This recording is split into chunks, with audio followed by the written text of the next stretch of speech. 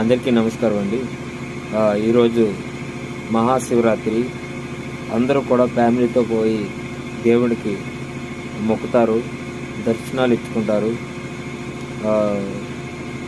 మరి మనందరం మన ఫ్యామిలీస్తో మంచిగా ఉండడం కాకుండా ఎస్ఎల్బిసి టన్నల్లో చిక్కుకుపోయినటువంటి 8 మంది బాధితులు, వాళ్ళ యొక్క ఫ్యామిలీ ఎంత బాధాకరంగా ఏడుస్తారో మనందరం కూడా ఒకసారి కలుసుకోవాలి.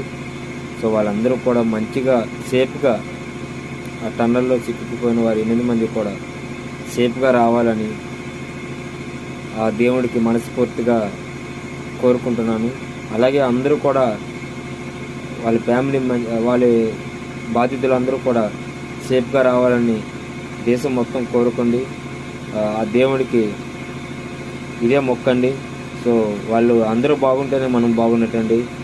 సో దయచేసి అందరూ కూడా దేవుడికి మరొకసారి ఈ మహాశివరాత్రి రోజు వాళ్ళందరూ సేఫ్గా రావాలని అయితే కోరుకుందాం. థ్యాంక్ యూ అండి.